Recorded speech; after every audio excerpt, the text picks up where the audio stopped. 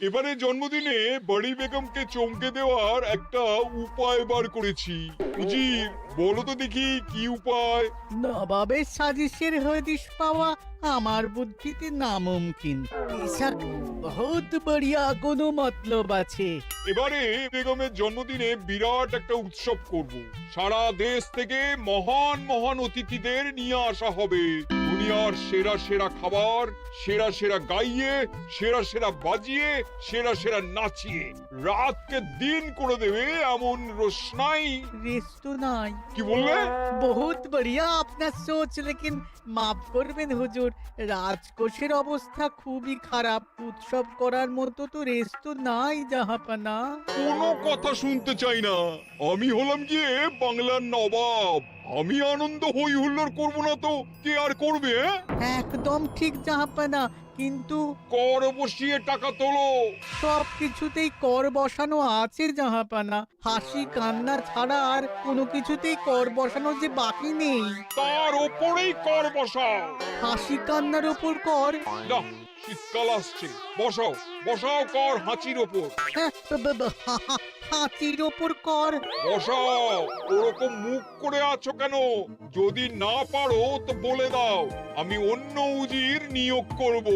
আমি আজই ঘোষণা করে দিচ্ছি, এবার থেকে হাতির ওপর কর দিতে হবে। হ্যাঁ, তো জানাব, এতে প্রজারা যদি ক্ষুব্ধ হয়? আরে বাবা, প্রজাদের কাজই তো মাঝে মাঝে ক্ষুব্ধ হওয়া। তা ঠিক হুজুর। আমাকে কদর করে এমন কিছু সন্ডা আছে, তাদেরকে কাজে লাগাতে হবে। বহুত খুব জাহাপানা। তাহলে হাঁচি গোনার লোকের ব্যবস্থা করে নি।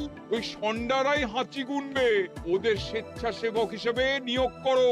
বহুত খুব জাহাপানা। সব জায়গায় লোক পাঠাতে শুরু করো।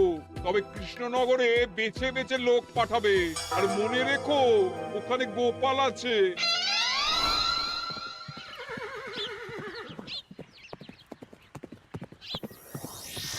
সব জায়গায় কর আদায়কারী পাঠিয়ে দেওয়া হয়েছে জাহাপানা। আপনার কথা মতো তাদের বলে দেওয়া হয়েছে যে আদায় হওয়া করের 10% তাদের বেতন হিসেবে দেওয়া হবে। সুতরাং কর আদায়ে কোনো ঢিলেমি হবে না। বহুত আচ্ছা, বহুত আচ্ছা।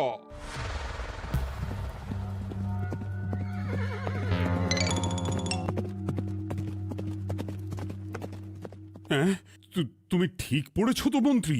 হাঁচির উপরে কর? বলেন তো, আর একবার পড়ছি মহারাজ। আসলে এটা নবাবই মশকরা। আমাদের নবাব যে খুবই রসিক মানুষ তা তো আমরা দেখেছি। বারবার কৃষ্ণনগরের সঙ্গে রসিকতা করতে গিয়ে হাঁড়ি ফেটে রস একেবারে মাখামাখি হয়েছে, আর সারা গায়ে পিঁপড়ে ধরেছে। মস্করা নয়, একদম সত্যি কথা। হাঁচির উপরে কর বসানো হয়েছে, আর আমরা হলাম নবাবের খাস হাঁচি গোনার দল। আমরা এই কৃষ্ণনগরে থিতু হয়ে বসলাম বটে। এবারে হাঁচি গুনবো আর মোহর আদায় করব। গোপাল, তুমি কি বলো? সর্দার, তোমাদের এখানে আসা একেবারেই লোকসান হয়েছে। কেন মশাই? আচ্ছা, আপনি গোপাল? না না, আপনার কোনো কথাই শুনবো না।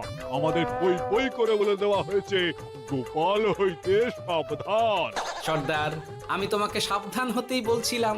হাঁচি ধরতে গেলে তোমাদের খুব সতর্ক থাকতে হবে, কারণ এই কৃষ্ণনগরের বাসিন্দাদের শরীর স্বাস্থ্য এত ভালো যে এখানে কেউ হাঁচে না, কাশে না, ঢেকুর তোলে না, ইয়ে করে না।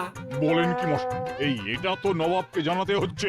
যাও যাও, এক্ষুনি মুর্শিদাবাদে ফিরে গিয়ে নবাবকে জানাও। ওরে, কেউ এদের যাওয়ার ব্যবস্থা করে দে। ওই তো হেঁচেছে। হাঁচি এক, পুরো এক মোহর। হাঁচি দুই, দুই মোহর। আরে, এটা তো হাঁচির বাচ্চা, এটা তো ধরলে চলবে না। কেন? হাঁচি হলেই তো হলো। কি করব সর্দার, লিখবো? দেখ, একবার গুনে যখন ফেলেছি পুরো ছাড়তে পারবো না। আধমোহর লেখ। এটা কাশি, কাশিতে কোনো করের কথা নেই। ওরে লেখ লেখ লেখ লেখ লেখ। হাঁচি তিন, পুরো এক মোহর। হাঁচি চার।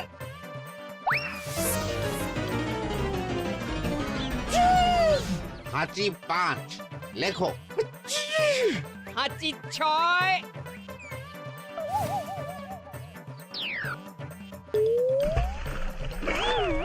যা, যা কি রে, শুনেছিলাম কৃষ্ণনগরের মন্ত্রীটা মাথা মোটা, প্রমাণ হয়ে গেল। জল থেকে উঠবে যখন ঠান্ডা লেগে হাঁচি তো আরো বাড়বে। জলে বুড়বুড়ি উঠছে, বেটা জলের তলায় তলায় হাঁটছে। হাঁচি 7। এখনো তো ফিরলো না, বেলা গড়িয়ে দুপুর হয়ে গেল। ভাববেন না রাজামশাই, আমরা যারা যারা এখানে এসেছি সবাই ধড়িবাজ লোক। মন্ত্রীর হাঁচি নিংড়ে নিয়ে ফিরবে। ছি ছি ছি ছি ছি ছি ছি ছি ছি। কি হলো গোপাল? আমরা কৃষ্ণনগরের প্রবাদ প্রতিম আতিথেয়তার অসম্মান করেছি মহারাজ। কেন, কিভাবে, কখন? এখন মহারাজ, এখন এনারা সেই সুদূর মুর্শিদাবাদ থেকে এসেছেন, আর আমরা এতক্ষণ শুধু অন্য কথাই বলে চলেছি, এনাদের আপ্যায়নের ব্যবস্থা করিনি। তাই তো। মহারাজ, আপনি ব্যস্ত হবেন না। এই কে আছো? শোনো, এদের রাজ অতিথিশালাতে থাকার বিশেষ ব্যবস্থা করো। এদের খাবার যাবে মহারাজের পাকশাল থেকে। এদের সব সুবিধে অসুবিধে দেখার জন্য দাস দাসী নিযুক্ত থাকবে। এই চলো, হে চলো। আরে দাঁড়াও সর্দার, হ্যাঁ বলুন। তোমাদের তো আবার গোপালের কথা শোনা বারণ। আমার ব্যবস্থায় বোধহয় তোমরা থাকবে না। বাদ দিন তো, আসলে ভয় ছিল আপনার বুদ্ধিকে, আর ভয় নেই। কেমন আগু পিছু বিচার না করেই বলে ফেললেন এখানে কেউ হাঁচে না। বুঝে গেছি, আসলে গোপাল হলো গল্প। চলো, হে চলো, ও বড্ড খিদে পেয়েছে। প্রহরী, এই সর্দারের দলের বাকি লোকগুলো এলে এদেরকেও অতিথিশালায় নিয়ে যেও। হ্যাঁ, আচ্ছা। এ কি গোপাল, এই রক্তচোষাগুলোর জন্য তুমি রাজনিবাস আর রাজভোগের ব্যবস্থা করে দিলে? গোপাল কার পক্ষে মহারাজ? এতক্ষণ গোপালের সব কাজ তো কৃষ্ণনগরের বিপক্ষে গেল। বটেই তো, আমি মনে মনে গণনা করে দেখলাম গোপালের শুল যোগ শুরু হয়েছে। আগামী 1 যুগ ধরে গোপাল যেখানে থাকবে সেখানে রাহুর প্রকোপে দুঃখ দারিদ্র মহামারী একসঙ্গে এসে ধরা পড়বে। মহারাজ, গোপাল কখনো কৃষ্ণনগরের খারাপ ভাবেনি। সে যখন ওই রক্তচোষাদের রাজভোগে রাখার ব্যবস্থা করেছে, তখন বুঝতে হবে এর মধ্যে একটা ঘোরতর পেঁচ আছে। গোপালই তাহলে বলুক, কি পেঁচ? মহারাজ, মানুষ বিলাসের সুযোগ পেলে কাজ ভুলে বিলাসেই ডুবে থাকে। কত সম্রাট মহাসম্রাট বিলাসিতায় ডুবে কত সাম্রাজ্য মহাসাম্রাজ্য ভেঙে টুকরো করেছে। এরা তো নবাবের পাঠানো কিছু মূর্খ বালক মাত্র মহারাজ। এদের রাজভোগে ডুবিয়ে দিলে হাঁচির কথা কি এদের মনে থাকবে?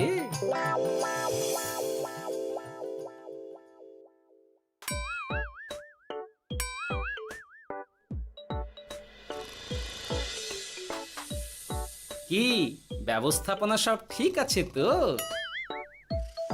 হ্যাঁ হ্যাঁ, খাসা ব্যবস্থা হয়েছে। আপনারা আমাদের অতিথি বলে কথা, আরাম করুন।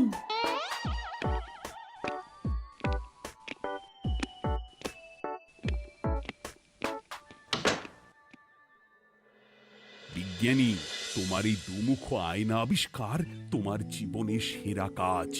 একদিক দিয়ে আয়না, অন্য দিক দিয়ে কাঁচ। কেউ জানতেই পারবে না যে তার উপর নজর রাখা হচ্ছে। অনবদ্য অনবদ্য। মহারাজের জয় হোক। কিন্তু মহারাজ, এই কৃতিত্বের মূল ভাগীদার আমাদের মন্ত্রী। তাই নাকি? হ্যাঁ মহারাজ, মন্ত্রীর দুমুখ কাজকর্ম দেখেই দুমুখ আয়নার কথা আমার মাথায় আসে। মুখ সামলে কথা বলো বিজ্ঞানী। ওরা শুনতে পাচ্ছে। যা চেঁচালেন 20 ইঞ্চির দেওয়াল ভেদ করে ওদিকে চলে যাবে কথা। এই কে যেন কাকে মুখ সামলে কথা বলতে বললো? ওই বাইরে কেউ বলেছে। এই তোমরা সবাই শোনো, অতিথিদের যেন আদর যত্নের ত্রুটি না হয়। আমি আর যাই, কাল সকালে আসবো, কেমন? গোপালকে নিয়ে নবাব আর উজির যেমন ভয় দেখিয়ে দিয়েছিল, গোপাল কিন্তু সেরকম নয়। এই তোরা কি বলিস? না না না না না না, গোপাল একটু ওই হাবা গোবা আছে দাদা। দেখো দেখি কেমন বুক পেতে দিয়েছে, এবার ওদেরই বুকে বসে ওদেরই দাড়ি ওপরাবো। গোপালের জবাব নেই, ঠিক সামলে দিল। মহারাজ, এই প্যাঁচটা আমার মাথাতেই এসেছিল, কিন্তু ওই যে নাকে মাছি ঢুকে গিয়েই সব বরবাদ হয়ে গেল। মহারাজ, এই পরিকল্পনা যদি মন্ত্রীর মাথাতে আগে এসে থাকে, তাহলে এদের মন্ত্রী আমার চেয়ে ভালো করে সামলাতে পারবেন মহারাজ। বটেই তো, এই দায়িত্ব আমি নিলাম মহারাজ।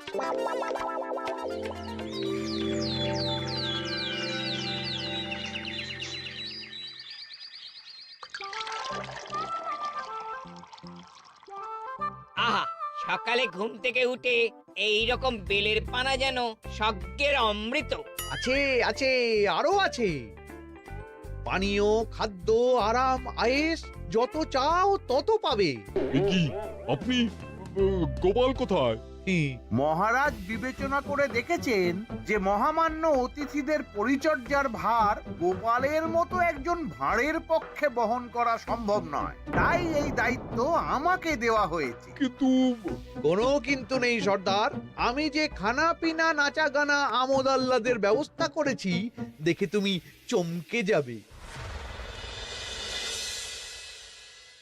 দেখা নয় বিজ্ঞানী, এবার শুধু কাজের সময়। কাল মন্ত্রীর উপর ওদের ভার ছেড়ে দিয়ে কৃষ্ণনগরের যে সর্বনাশটি করেছো, কোনো কাজ করে আর সেটিকে সামলানো যাবে না। হ্যাঁ, আহা, তোমার দেখছি মন্ত্রীর উপরে একটুও আস্থা নেই। ঠিক কি প্যাচ করছো বলো তো? প্যাচের কথা পরে হবে, তোমাকে যত তাড়াতাড়ি সম্ভব হাঁচির ওষুধ আবিষ্কার করতে হবে। হাঁচির ওষুধ? হ্যাঁ, হাঁচির ওষুধ। ওভাবে দেখছো কি বন্ধু, তোমাদের কাজের সব দায়িত্ব এখন আমার কাঁধে। তোমরা আমোদ করবে আর আমি কর আদায় করে তোমার হাতে এনে তুলে দেব। সর্দার, এর মধ্যে একটা চাল আছে মনে হচ্ছে। কি আর আমি বুঝিনি। এখন কি করবে? বিশ্বাস করে আদায় উসুলের ভার এর উপরে ছেড়ে দেবে? পাগল নাকি? মন্ত্রী মশাই, বলো বন্ধু। বলছিলাম আর দেরিতে কাজ কি?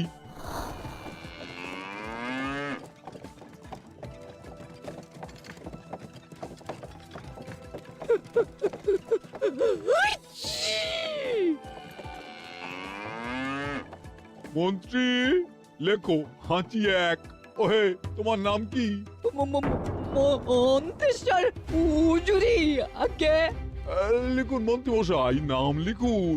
ওহে মন্তেশ্বর, হাঁচি কর, এক মোহর ছাড়ো দেখিনি। হাঁচি দুই। আরে যাও, দৌড়ে গিয়ে দু মোহর আদায় করে আনো। ওরে, তোরা সব কৃষ্ণনগরের কোণে কোণে ছড়িয়ে পড় দেখি, একটা হাঁচিও যেন বাদ না পড়ে। হ্যাঁ,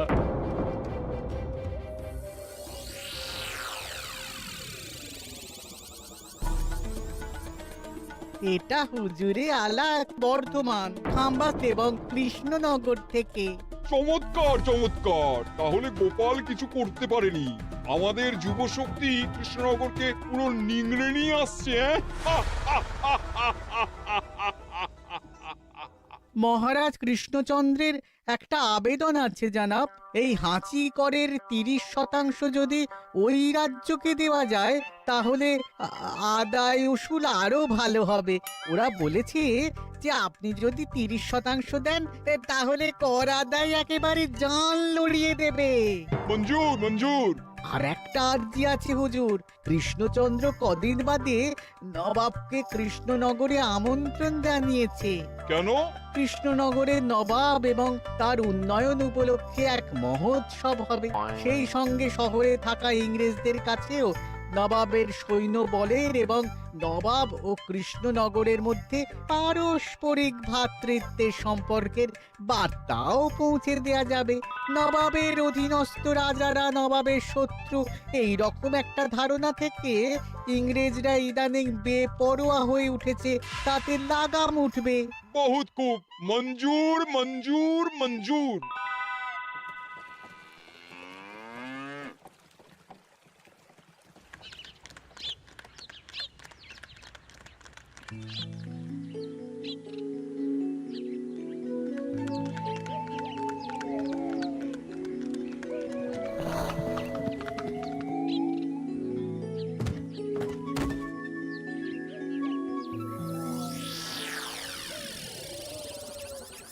কি ব্যাপার গোপাল? জাহাপনা বলুন, কি খিদমত করব? আমি যা বলবো তাই করবে। অবশ্যই জাহাপনা। क्या बात উজির, তুমি সাক্ষী, মহারাজ কৃষ্ণচন্দ্র আপনিও সাক্ষী। গোপাল আমাকে কথা দিয়েছে আমি যা চাইবো তাই করবে। গোপাল, তুমি আমার সঙ্গে মুর্শিদাবাদ যাবে। এখন থেকে আমার দরবারের বিদূষক হিসেবে থাকবে, কেমন? ওরে ওরে ওরে ওরে ওরে, তোরা বাজনা বাজা। এখন থেকে গোপাল আর কৃষ্ণনগরের নয়, গোপাল মুর্শিদাবাদের। চড়ছে বাজা।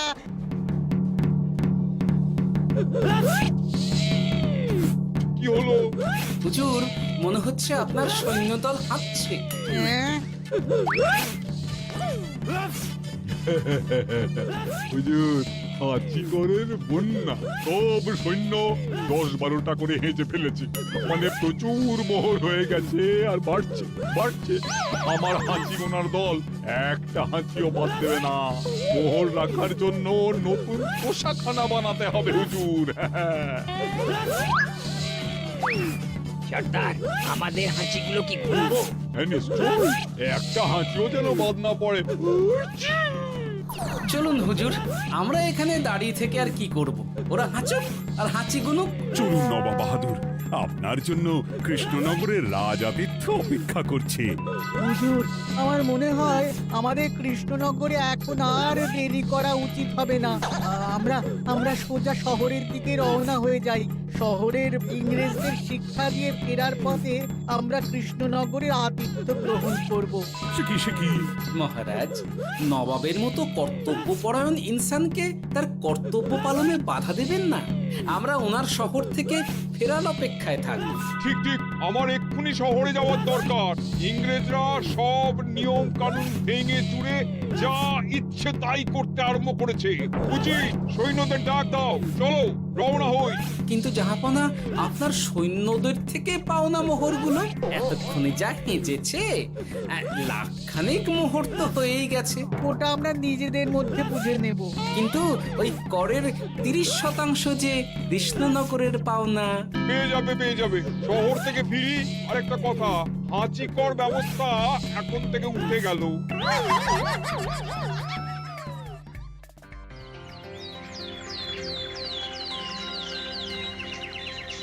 মহারাজ, কিভাবে গোপাল ভাঁড় মহাশয় নবাবের উন্মাদের মতো জারি করা ওই হাঁচিকর থেকে আমাদের সকলকে রক্ষা করেছেন তা আমরা সকলেই জানি।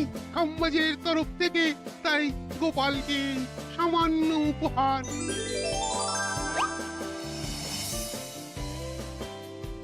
ওহ গোপাল, সত্যি তোমার জবাব নেই। কিছুই হতো না যদি না বিজ্ঞানী ওই হাঁচি চূর্ণ আবিষ্কার করত। এই উপহারের অর্ধেক কিন্তু বিজ্ঞানী। সবই তো বুঝলাম, নবাবকে সৈন্য সহ নিমন্ত্রণ থেকে সৈন্যদলকে হাঁচি চূর্ণ মাখানো, চাঁদোয়ার তলায় ঢোকানো পর্যন্ত। কিন্তু চাঁদোয়া থেকে হাঁচি চূর্ণ ঝরে পড়লো কি করে, সেটাই তো বুঝলাম না। এটা তুমি বলো বিজ্ঞানী। শব্দে বাতাসে কম্পন তৈরি হয়। গোপালের হাততালিতে আমার ঘরের শাড়ি থেকে হাঁচির জন্য ঝরে পড়েছিল। এখানে চাঁদোয়া থেকে ঝরে পড়েছিল বাজনার শব্দে। কি ব্যাপার বিজ্ঞানী, তুমি এখন ছেলে খেলা করছো? হাঁচির ওষুধ হয়ে গেছে। হয়ে গেছে? মূল উপাদান তামাক, গোলমরিচ আর আলকুশির গুঁড়ো। কাজ হবে? হাততালি দাও। হাইস! কাজ হলো। ব্যাপারটা কি হলো? ওই শাড়িটাতে হাঁচি চূর্ণ মাখানো আছে, তোমার হাততালির শব্দের কম্পনে ঝরে ঝরে পড়েছে। একবার নাকের কাছে এলে পিঁপড়ের থেকে পিশাচ হাঁচতেই হবে, হাঁচতে হবেই হবে। নবাব যদি বাজনা বাজাতে না বলতো। আমাদের বাজনদাররা তৈরি ছিল মহারাজ। যাক, সবই ভালোই ভালোই মিটে গেল। যার শেষ ভালো তার সব ভালো। ব্যাস, এখন শুধু একটাই কাজ বাকি। নবাবের কাছ থেকে করের 30% বাবদ পাওনা মোহর মুর্শিদাবাদে গিয়ে নবাবের কাছ থেকে তুমি নিয়ে আসবে। আচ্ছা মহারাজ।